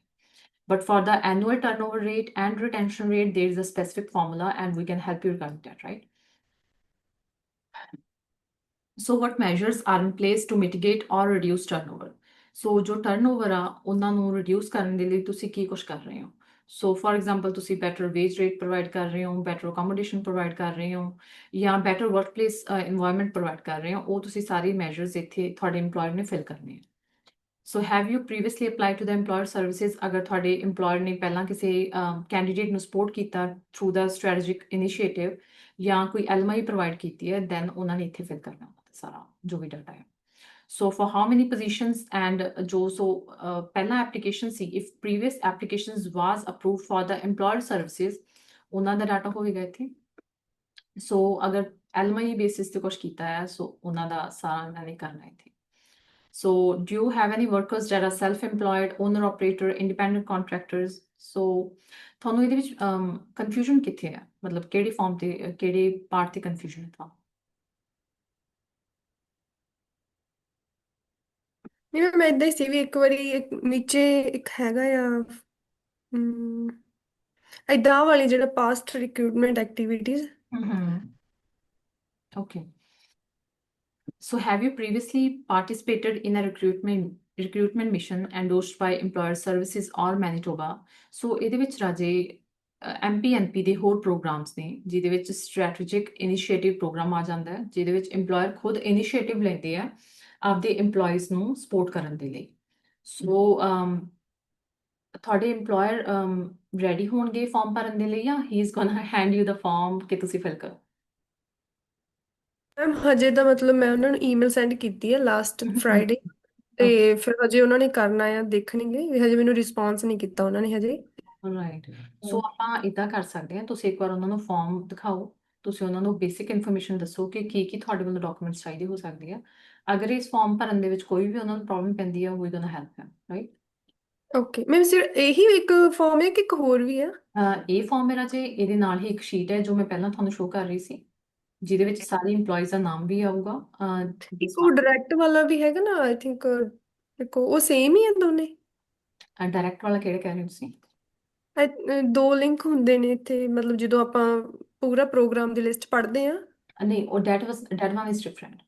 ਸੋ ਇਹਦੇ ਵਿੱਚ Okay. ਡਾਕੂਮੈਂਟਸ ਕਿਹੜੇ ਲੱਗਣੇ ਨੇ? ਐਪਲੀਕੇਸ਼ਨ ਫਾਰਮ ਲੱਗਣਾ ਐਂਡ T2 ਰਿਟਰਨਸ ਲੱਗਣੇ ਨੇ ਲਾਸਟ 3 years ਦੇ, ਆਰਟੀਕਲ ਕਾਰਪੋਰੇਸ਼ਨ ਲੱਗਣਾ, ਗੁੱਡ ਸਟੈਂਡਿੰਗ ਦੇ ਡਾਕੂਮੈਂਟਸ ਲੱਗਣੇ ਨੇ ਇਹਨਾਂ ਦੇ, ਰਜਿਸਟ੍ਰੇਸ਼ਨ ਜਿਹੜਾ ਆਪਾਂ ਸਰਟੀਫਿਕੇਟ ਦੀ ਗੱਲ ਕਰ ਰਹੇ ਹਾਂ ਉਹ ਲੱਗਣਾ ਇਹਦੇ ਵਿੱਚ, ਐਂਡ ਟਰੈਕਿੰਗ ਸ਼ੀਟ ਹੋਣੀ ਹੈ, ਵੈਲਿਡ ਵਰਕ ਪਰਮਿਟ ਜੇ ਤੁਸੀਂ ਮੇਨਟੇਨ ਸਟੇਟਸ ਤੇ ਹੋ, ਮੇਨਟੇਨ ਸਟੇਟਸ ਦਾ ਡਾਕੂਮੈਂਟ ਲੱਗਣਾ, ਐਂਡ ਲੈਟਰ ਆਫ EMPLOYMENT ਜਿਹਦੇ ਵਿੱਚ ਤੁਹਾਡੀਆਂ start date, minimum number of hours and position and duties ਬਾਰੇ ਡਿਸਕ੍ਰਿਪਸ਼ਨ ਹੋਊਗੀ, and collection notice and consent, that is this one G, then L, ਇਹਨਾਂ ਦੇ ਸਾਈਨ ਹੋਣੇ ਚਾਹੀਦੇ ਨੇ, ਐਂਡ all document ਜਿਹੜੇ ਤੁਹਾਡੇ separately as PDF file send ਹੋਣੇ ਚਾਹੀਦੇ। That's it. ਇਹ ਤੋਂ ਬਿਨਾਂ ਹੋਰ ਕੋਈ document? ਤੁਸੀਂ ਕਿੰਨੀ ਫੀਸ ਲੈਣੀ ਹੋ ਫਿਰ ਇਸ ਪ੍ਰੋਗਰਾਮ ਦੀ? ਰਾਜੇ ਇਹਦੇ ਵਿੱਚ ਹੋਏਗਾ ਕਿ ਆਪਣੇ ਜੋ EMPLOYER ਡਿਪੈਂਡ ਕਰਦਾ ਕਿ ਤੁਹਾਡੇ EMPLOYER ਨੂੰ ਕਿੰਨੀ ਅਸਿਸਟੈਂਸ ਚਾਹੀਦੀ ਹੈ। ਸੋ ਅਗਰ ਤੁਹਾਡੇ EMPLOYER ਵੱਲੋਂ ਇਹ ਫਾਰਮ ਬੇਸਿਕ ਫਿਲ ਕਰ ਦਿੱਤਾ ਜਾਂਦਾ, we just need to complete 1 or 2 components and documents ਤੁਹਾਡੇ ਚੈੱਕ ਕਰਨੇ ਨੇ, just 200 ਆਪਣੀ ਹੈਗੇ ਇਹਦੀ, just for the email, right? Just tell the email ਤੱਕ ਆਪਣੇ ਇੰਨੇ ਚਾਰजेस ਨੇ, ਜਾਂ ਆਪ ਰਿਵਿਊ ਆਪ ਸਾਰਾ ਕਰਦੇ ਹੋ ਐਂਡ ਵੀ ਸਾਨੂੰ ਰਿਵਿਊ ਕਰਨਾ ਪੈਂਦਾ ਤਾਂ $200 ਚਾਰजेस ਨੇ ਇਹਦੇ। Okay, thank you ma'am. ਇਹ ਜਿਹੜੇ ਫਾਰਮ ਆਪਣੇ ਇਹ ਵੈਬਸਾਈਟ ਤੇ ਪਏ ਨੇ ਜੀ? ਹਾਂਜੀ, ਵੈਬਸਾਈਟ ਤੇ ਹੈਗੇ ਨੇ ਸਾਰੇ ਫਾਰਮ। ਓਕੇ ਯਾ ਬਟ ਬਹੁਤ ਧਿਆਨ ਨਾਲ ਫਿਲ ਕਰਿਓ ਕਿਉਂਕਿ ਨਿੱਕੇ ਨਿੱਕੇ ਗੱਲਾਂ ਬਹੁਤ ਨੇ ਜਿਨ੍ਹਾਂ ਤੁਹਾਨੂੰ ਧਿਆਨ ਰੱਖਣਾ ਪੈਣਾ। ਐਂਡ ਜਿਵੇਂ RCIP ਪ੍ਰੋਗਰਾਮ ਬਾਰੇ ਤੁਸੀਂ ਸੁਣਿਆ ਹੋਊਗਾ, RCIP ਪ੍ਰੋਗਰਾਮ ਜਸਟ ਸੇਮ ਇਸ ਪ੍ਰੋਗਰਾਮ ਵਾਂਗੂ ਕੰਮ ਕਰਦਾ ਹੈ। ਇਹਦੇ ਵਿੱਚ ਆਪਾਂ ਨੂੰ ਈਮੇਲ ਭੇਜਣੀ ਪੈਂਦੀ ਹੈ to our EMPLOYER and then EMPLOYER ਆਪਣੇ ਬਿਹਾਫ ਤੇ ਇੱਕ ਡਾਕੂਮੈਂਟੇਸ਼ਨ ਪੈਕੇਜ ਸੈਂਡ ਕਰਦਾ to the province. So same ਉੱਦਾਂ ਹੀ ਪ੍ਰੋਗਰਾਮ ਕੰਮ ਕਰਦਾ ਆ, ਬਟ ਉਹਦੇ ਵਿੱਚ ਵੀ ਜਦੋਂ EMPLOYER ਪ੍ਰੋਵਿੰਸ ਨੂੰ ਆਪਣੇ ਡਾਕੂਮੈਂਟਸ ਭੇਜ ਰਹੇ ਸੀ regarding one of our applicants, ਤਾਂ ਪ੍ਰੋਵਿੰਸ ਨਿੱਕੀ ਨਿੱਕੀ ਗੱਲਾਂ ਤੇ ਐਪਲੀਕੇਸ਼ਨ ਪੈਕੇਜ ਵਾਪਸ ਭੇਜ ਦਿੰਦੀ ਹੈ ਐਂਡ ਉਹ ਪਰਸਨ ਫਿਰ ਐਂਡ ਆਫ ਦਾ ਕਿਊ ਤੇ ਚੱਲ ਜਾਂਦਾ ਹੈ। ਸੋ ਜਦੋਂ ਤੁਸੀਂ ਫਸਟ ਟਾਈਮ ਆਪਦੀ ਐਪਲੀਕੇਸ਼ਨ ਲਾਉਣੀ ਹੈ, ਮੇਕ ਸ਼ੋਰ ਕੰਪਲੀਟ ਹੋਵੇ, ਐਰਰ ਨਾ ਹੋਵੇ, ਤਾਂ ਕਿ ਇਹ ਨਾ ਹੋਵੇ ਤੁਹਾਡੀ ਐਪਲੀਕੇਸ਼ਨ ਵਾਪਸ ਆ ਜਾਏ ਐਂਡ ਪ੍ਰੋਸੈਸਿੰਗ ਟਾਈਮ ਉਨਾ ਹੀ ਵਧੀ ਜਾਣਾ ਇਹਦੇ ਵਿੱਚ।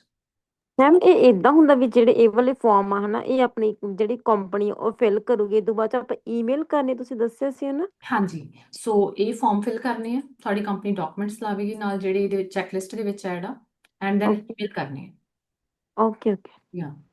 ਐਂਡ ਇਹ ਤੋਂ ਬਾਅਦ ਜੇ MPNP ਨੂੰ ਲੱਗਦਾ ਹੈ ਕਿ ਸਾਨੂੰ ਹੋਰ ਡਾਕੂਮੈਂਟਸ ਦੀ ਰਿਕੁਆਇਰਮੈਂਟ ਹੈਗੀ ਆ, ਦੈਨ ਉਹ ਹੋਰ ਡਾਕੂਮੈਂਟਸ ਵੀ ਤੁਹਾਡੇ ਤੋਂ ਡਿਮਾਂਡ ਕਰ ਸਕਦੇ ਆ। Thank you. No worry. Ma'am so ਇਹਦੇ ਵਿੱਚ ਫਿਰ ਵਰਕ ਪਰਮਿਟ ਅਪਲਾਈ ਕਰਨਾ ਆਪਣੀ ਚੋਇਸ ਆ, ਮਤਲਬ ਜੇ ਖਤਮ ਹੁੰਦਾ ਆ ਤਾਂ ਦੈਨ ਕਰ ਦੋ, ਅਦਰਵਾਈਜ਼ ਰਹਿਣ ਦੋ, ਰਾਈਟ?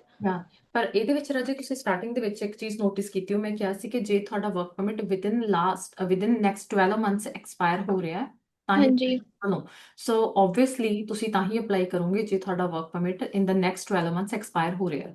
ਹਾਂਜੀ ਅਪਲਾਈ ਕਰਨਾ ਹੀ ਪੈਣਾ ਤੁਹਾਨੂੰ। ਹਾਂਜੀ।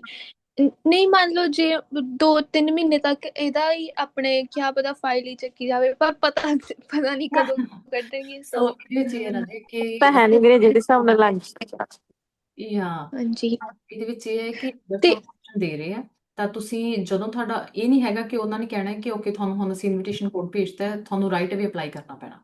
ਯੂ ਹੈਵ ਦ ਚੋਇਸ ਕਿ ਤੁਸੀਂ ਆਪਦਾ ਵਰਕ ਪਰਮਿਟ ਜਦੋਂ ਐਕਸਪਾਇਰ ਹੋਣ ਵਾਲਾ ਉਦੋਂ 1 ਮੰਥ ਪਹਿਲਾਂ ਵੀ ਅਪਲਾਈ ਕਰ ਸਕਦੇ ਹੋ, ਰਾਈਟ? ਜ਼ਰੂਰੀ ਨਹੀਂ ਕਿ ਤੁਹਾਡਾ ਵਰਕ ਪਰਮਿਟ ਹਾਂਜੀ ਐਕਸਪਾਇਰ ਹੋ ਰਿਹਾ ਐਂਡ ਤੁਸੀਂ ਹੁਣ ਹੀ ਅਪਲਾਈ ਕਰਨਾ। ਸੋ ਹਾਂਜੀ ਹਾਂਜੀ ਤੁਸੀਂ ਤੇ ਤੁਹਾਡਾ ਵੈਲਿਡ ਰਹੂਗਾ ਜਦੋਂ ਤੱਕ ਤੁਹਾਡਾ ਵਰਕ ਪਰਮਿਟ ਐਕਸਪਾਇਰ ਹਾਂਜੀ ਹੋਏਗਾ, ਉਹ ਤੋਂ ਪਹਿਲਾਂ ਤੁਸੀਂ ਅਪਲਾਈ ਕਰਨਾ। ਹਾਂਜੀ ਮੈਮ ਕਨਫਿਊਜ਼ਨ ਇੱਕ ਗੱਲ ਦੀ ਆ ਏਦਾਂ ਵੀ, ਮਤਲਬ ਵੀ ਚਲੋ ਇਹ ਵੈਸੇ ਤਾਂ ਇਹ 2026 ਵਾਲਿਆਂ ਨੂੰ ਟਾਰਗੇਟ ਕਰਦੇ ਪਏ ਕਿਉਂਕਿ ਉਹਨਾਂ ਦਾ ਹੀ 1 ਸਾਲ ਦਾ ਰਹਿੰਦਾ ਹੋਊਗਾ, ਬਟ ਸਟਿਲ ਅਗਰ ਜੇ ਕੱਲ ਨੂੰ ਵਰਕ ਪਰਮਿਟ ਐਕਸਟੈਂਸ਼ਨ ਪਾਲਿਸੀ ਆਉਂਦੀ ਆ simple, like that is much better. ਤੇ ਫਿਰ ਉਹੀ ਮਨ ਦੇ ਵਿੱਚ ਹੁੰਦਾ ਵੀ ਕਿਹੜੀ ਚੀਜ਼ ਵਾਸਤੇ ਅਪਲਾਈ ਕਰਨਾ ਚਾਹੀਦਾ ਆ, ਇਹਦੇ ਵਿੱਚ ਚਲ ਜਾਣਾ ਚਾਹੀਦਾ ਜਾਂ ਵੇਟ ਕਰਨੀ ਚਾਹੀਦੀ ਆ, ਤੇ ਜੇ ਫਿਰ ਕੱਲ ਨੂੰ ਨਾ ਆਇਆ ਕੁਛ ਦੈਨ ਮਤਲਬ। So as per circumstances I will advise ਜਿਹੜਾ ਆਪਸ਼ਨ ਤੁਹਾਨੂੰ ਪਹਿਲਾਂ ਮਿਲ ਰਿਹਾ, don't wait for the other option. ਇਹ ਨਾ ਹਾਂਜੀ ਤੁਸੀਂ ਸੈਕੰਡ ਆਪਸ਼ਨ ਦੀ ਵੇਟ ਕਰਦੇ ਕਰਦੇ ਫਰਸਟ ਆਪਸ਼ਨ ਦੀ ਵੀ ਡੈਡਲਾਈਨ ਲਗਾ ਲਓ, ਰਾਈਟ? ਸੋ ਜਿਹੜਾ ਹਾਂਜੀ ਆਪਸ਼ਨ ਤੁਹਾਡੇ ਕੋਲ ਪਹਿਲਾਂ ਆ ਰਿਹਾ ਉਹਨੂੰ ਤੁਸੀਂ ਪਰਸਿਊ ਕਰ ਲਓ, ਕਿਉਂਕਿ ਮੈਨੀਟੋਬਾ ਪ੍ਰੋਵਿੰਸ ਆ ਜਿਹੜੀ ਇਨੀਸ਼ੀਏਟਿਵ ਲੈ ਰਹੀ ਆ ਆਪਦੇ ਜਿਹੜੇ ਇੱਥੇ ਰਹਿ ਰਹੇ ਆ ਪਰਸਨਸ, ਜਿਹੜੀਆਂ ਬਾਕੀ ਪ੍ਰੋਵਿੰਸ ਆ ਬਹੁਤ ਸਾਰੀਆਂ ਜੀ। ਸੋ ਜੇ ਤੁਹਾਨੂੰ 2 ਆਪਸ਼ਨ ਹਾਂਜੀ ਮਿਲ ਰਹੇ ਆ, ਇਹ ਨਾ ਸੋਚੋ ਕਿ second option may be better ਹੋਵੇ। ਜਿਹੜੀ ਓਪਰਚੁਨਿਟੀ ਤੁਹਾਨੂੰ ਫਸਟ ਮਿਲਦੀ ਆ, ਅਗਰ ਤੁਹਾਡੀ ਐਲੀਜੀਬਿਲਟੀ ਬਣਦੀ ਹੈ, go for it. Okay ma'am okay. Ma'am ਇੱਕ ਜਿਹੜਾ ਸਪਾਊਸ ਲਈ, ਉਹ ਕੀ ਆਪਸ਼ਨ ਹੋ ਸਕਦੀ ਹੈ ਸਪਾਊਸ ਲਈ? ਰਾਜੀ ਜਿਹੜਾ MPNP ਦੀ ਜਿਹੜੀ ਦੂਸਰੀ ਪਾਲਿਸੀ ਆ ਉਹਦੇ ਵਿੱਚ ਇਹਨਾਂ ਨੇ ਆਪਸ਼ਨ ਨਹੀਂ ਦਿੱਤੀ ਹੈਗੀ ਸਪਾਊਸ ਨੂੰ। ਸੋ ਆਈ ਬਿਲੀਵ ਇਹਦੇ ਵਿੱਚ ਵੀ ਸੇਮ ਹੀ ਹੋਣ ਵਾਲਾ ਆ। ਜਿਹੜਾ ਵਰਕ ਪਰਮਿਟ ਆ ਉਹਦੇ ਵਿੱਚ ਆਪਸ਼ਨ ਨਹੀਂ ਮਿਲੂਗੀ, ਬਟ ਜੇ ਤੁਹਾਡੀ PNP ਨੋਮੀਨੇਸ਼ਨ ਆ ਜਾਂਦੀ ਹੈ ਦੈਨ ਤੁਹਾਡੀ ਜਿਹੜੀ ਸਪਾਊਸ ਦੇ ਨਾਲ PR ਹੋਣਗੇ ਤੁਹਾਡੀ। ਸੋ ਓਕੇ ਸਪਾਊਸ ਦੇ ਲਈ ਜੇ ਤੁਸੀਂ ਵਰਕ ਪਰਮਿਟ ਐਕਸਟੈਂਸ਼ਨ ਕਰਾਉਣੀ ਆ ਉਹਦੇ ਲਈ ਸੇਮ ਹੀ ਐਲੀਜੀਬਿਲਟੀ ਰਿਕੁਆਇਰਮੈਂਟ ਰਹੂਗੀ। 0 ਤੋਂ 1 ਤੋਂ 0 ਐਂਡ 1 ਵਾਲੇ ਟੀਅਰ ਕੋਡ ਸਾਰੇ ਐਲੀਜੀਬਲ ਆ, 2 ਔਰ 3 ਵਾਲੇ ਸਿਲੈਕਟਡ ਆਕੂਪੇਸ਼ਨ ਐਲੀਜੀਬਲ ਆ ਉਹਦੇ ਵਿੱਚ। ਓਕੇ। ਹਾਂ ਉਹ ਤੁਹਾਨੂੰ ਇੱਕ ਮੈਮ ਏਦਾਂ ਹੋ ਸਕਦਾ ਵੀ ਆਪਾਂ ਜਿਹੜੇ ਜਿਹੜੇ ਪੇਰੋਲ ਹੁੰਦੇ ਆ ਉਹ ਆਪਾਂ ਚਲਾ ਸਕਦੇ ਹੁੰਦੇ ਨਾ ਆਪਣੇ ਸਪਾਊਸ ਲਈ, ਤੇ ਉਹਦੇ ਲਈ ਆਪਣੇ ਕੋਲੇ ਵਰਕ ਪਰਮਿਟ ਕਿੰਨੇ ਟਾਈਮ ਦਾ ਹੋਣਾ ਚਾਹੀਦਾ ਐਜ਼ ਆਪਸ਼ਨ? ਉਹਦੇ ਲਈ ਜੀ ਆਪਣੇ ਕੋਲੇ ਐਟਲੀਸਟ ਆਪਣਾ ਜਿਹੜਾ ਵਰਕ ਪਰਮਿਟ ਆ 16 ਮੰਥ ਦਾ ਵੈਲਿਡ ਹੋਣਾ ਚਾਹੀਦਾ ਹੈ। ਓਕੇ 16 ਮੰਥ ਦਾ ਜੇ ਵਰਕ ਪਰਮਿਟ ਤੁਹਾਡਾ ਵੈਲਿਡ ਪਿਆ ਤਾਂ ਤੁਸੀਂ ਆਪਦੇ ਸਪਾਊਸ ਨੂੰ ਓਪਨ ਵਰਕ ਪਰਮਿਟ ਇਹਦੇ ਵਿੱਚ ਬੁਲਾ ਸਕਦੇ ਹੋ। Let me show. Okay okay. Ma'am ਜੇ EMPLOYER ਨੇ ਤੁਹਾਡੇ ਨਾਲ ਕੰਟੈਕਟ ਕਰਨਾ ਤਾਂ ਫਿਰ ਕਿੱਦਾਂ ਕਰ ਸਕਦੇ ਆ? ਈਮੇਲ ਤੇ? ਇਹਦੇ ਵਿੱਚ ਰਾਜੇ ਪ੍ਰੋਸੈਸ ਇਦਾਂ ਚੱਲੂਗਾ ਕਿ firstly you retain us and ਆਪਾਂ ਕਿਉਂਕਿ ਐਗਰੀਮੈਂਟ ਤੋਂ ਬਿਨਾਂ ਅਸੀਂ ਕੋਈ ਵੀ ਤੁਹਾਨੂੰ ਲੀਗਲ ਸਰਵਿਸਿਜ਼ ਪ੍ਰੋਵਾਈਡ ਨਹੀਂ ਕਰ ਸਕਦੇ ਐਜ਼ ਅਵਰ ਲਾਇਸੈਂਸ, ਰਾਈਟ? ਸੋ ਅਗਰ ਆਪਾਂ ਰਿਟੇਨਰ ਤੋਂ ਬਿਨਾਂ ਤੁਹਾਨੂੰ ਕੋਈ ਲੀਗਲ ਸਰਵਿਸਿਜ਼ ਪ੍ਰੋਵਾਈਡ ਕਰਦੇ ਆ ਤਾਂ ਉਹਦੇ ਲਈ ਲਾਇਬਲ ਅਸੀਂ ਮੰਨੇ ਜਾਵਾਂਗੇ ਕੱਲ ਨੂੰ ਕੁਝ ਵੀ ਗਲਤ ਹੁੰਦਾ ਹੈ। ਸੋ ਫਸਟਲੀ ਤੁਸੀਂ ਰਿਟੇਨ ਕਰਦੇ ਹੋ, ਉਸ ਤੋਂ ਬਾਅਦ ਆਪਾਂ ਸਾਰਾ ਪ੍ਰੋਸੈਸ ਸਟਾਰਟ ਕਰ ਸਕਦੇ ਹਾਂ। ਤੁਸੀਂ ਵੀ ਸਾਨੂੰ ਈਮੇਲ ਤੇ ਕੰਟੈਕਟ ਕਰ ਸਕਦੇ ਹੋ and EMPLOYER। So we prefer email communication, ਕਿਉਂਕਿ ਕਾਲਸ ਕਰਦੇ ਆ ਮਿਸ ਹੋ ਜਾਂਦੀਆਂ, WhatsApp ਮੈਸੇजेस ਮਿਸ, ਹਾਂਜੀ ਬਟ ਤੁਸੀਂ ਈਮੇਲ। ਇੱਕ ਵਾਰੀ ਮੈਮ ਆਪਣੀ ਚੈਟ ਵਿੱਚ ਸ਼ੋਅ ਕਰ ਸਕਦੇ ਹੋ email please? Sure sure, I will drop the email here. ਤੇ ਮੈਮ ਮੈਂ ਪੁੱਛਣਾ ਸੀ, ਜਿਹੜਾ ਐਪਲੀਕੇਸ਼ਨ ਫਾਰਮ ਦੇ ਵਿੱਚ ਟਰਨਓਵਰ ਰੇਟ ਵਗੈਰਾ, ਇਹ ਕਿਹੜੀ ਈਅਰ ਦਾ ਉਹ ਤੁਹਾਨੂੰ ਕਿਹੜਾ ਡਾਟਾ ਚਾਹੀਦਾ ਸੈਂਡ ਕਰੀਏ, ਵੀ ਉਹ ਤੁਸੀਂ ਆਪਣੇ ਤੁਸੀਂ ਕੈਲਕੂਲੇਟ ਕਰੋਗੇ ਜਾਂ EMPLOYER ਕਰੂਗਾ? ਸੋ ਅਸੀਂ ਇਹਦੇ ਵਿੱਚ ਹੈਲਪ ਕਰ ਸਕਦੇ ਹਾਂ, ਬਿਕੋਜ਼ ਵੀ ਨੋ ਦਾ, ਹਾਂਜੀ ਰਾਈਟ। ਸੋ ਤੁਸੀਂ ਹਾਂਜੀ ਸਾਨੂੰ ਲਾਸਟ 3 ਇਅਰਸ ਦੇ ਵਿੱਚ ਜਿਹੜੇ ਵੀ ਪਾਰਟਿਸਪੈਂਟਸ ਇਸ ਮੀਟਿੰਗ ਦੇ ਵਿੱਚ ਰਹੇ ਆ, ਸਾਰਿਆਂ ਨੂੰ ਇੱਕ ਈਮੇਲ ਇਸ ਤੋਂ ਬਾਅਦ ਆਊਗੀ, ਐਂਡ ਹਾਂਜੀ ਸ਼ੀਟ ਭੇਜਾਂਗੇ ਤੁਹਾਨੂੰ।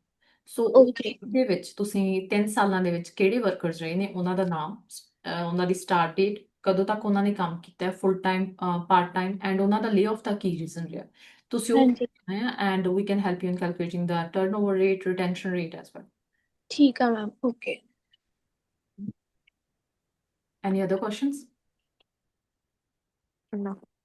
So just one advice, ਜਿਹੜਾ ਫਸਟ ਆਪਸ਼ਨ ਆਉਂਦਾ ਹੈ ਤੁਸੀਂ ਉਹਨੂੰ ਪਿਕ ਕਰੋ, ਸੈਕੰਡ ਆਪਸ਼ਨ ਦੀ ਵੇਟ ਨਾ ਕਰੋ, ਰਾਈਟ। ਐਂਡ ਜੇਕਰ ਤੁਹਾਡੇ ਇਸ ਤੋਂ ਬਾਅਦ ਹੋਰ ਕੋਈ ਵੀ ਕੁਐਸਚਨਸ ਹੁੰਦੇ ਆ, you can always email me, and ਆਪਾਂ ਉਸ ਤੋਂ ਬਾਅਦ ਦੇਖ ਸਕਦੇ ਹਾਂ, and your EMPLOYER can always contact us.